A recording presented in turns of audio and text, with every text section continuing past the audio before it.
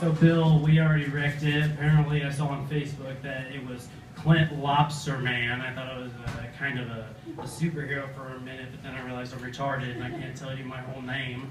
So that's something. Most people call me Clint, but I'd like to leave it at that. But if you have to call me something else, you may call me Lobster. That's incredible.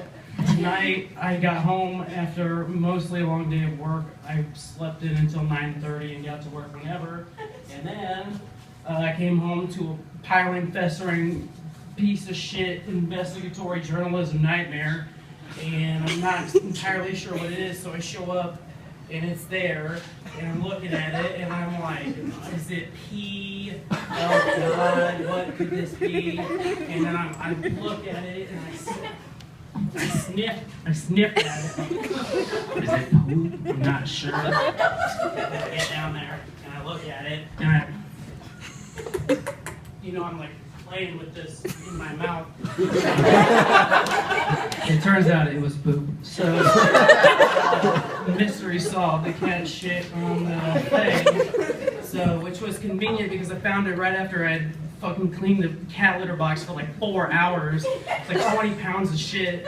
I measured it and then I bench pressed it.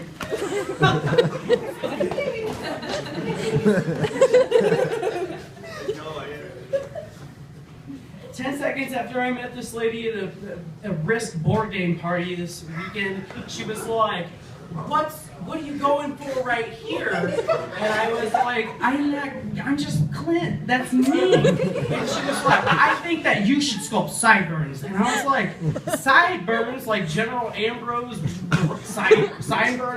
Burnside? Excuse me, let me check my facts, Wikipedia. Shit, fact cards.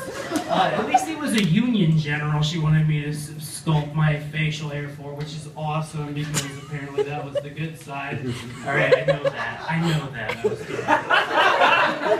Anyway, I got pissed off at her and I was just like, listen lady, you be you and I'll be Chewbacca.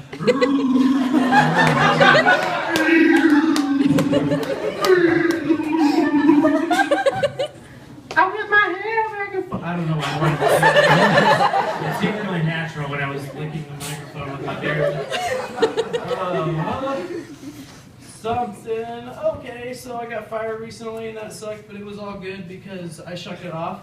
It was silly, really. They told me, they said, Clint, you know what? We love you, but you sweat too fucking much because you have a face blanket and we're kind of tired of the smell. But instead of saying that specifically, they said to me, you know what? You have 3 personal fans, sir, and they're all blowing the sweat away from you onto your other coworkers. All right, to be fair, you're 2/3 correct. I had 2 of my fans facing on me blowing my sweat on Bueno, who is an adorable 300-pound, 6'3", father of 3.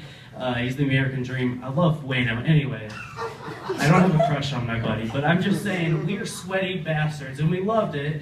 But we ate a lot of sunflower seeds and listened to death metal at work because we're nerds, and that was good. The 3rd fan was a box fan, and it actually was blowing the brew that we do at our buddy Mason, who is a piece of shit. He's a bad man. I actually love Mason.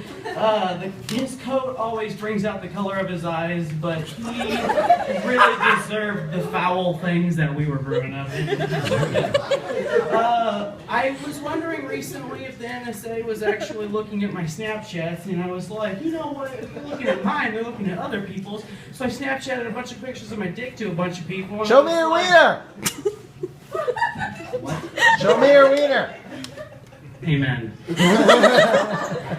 So, how much electricity is wasted with dick pics that the NSA is saving from Snapchat? Because you know they keep them forever. Like, they don't have to actually screen capture. That's nice.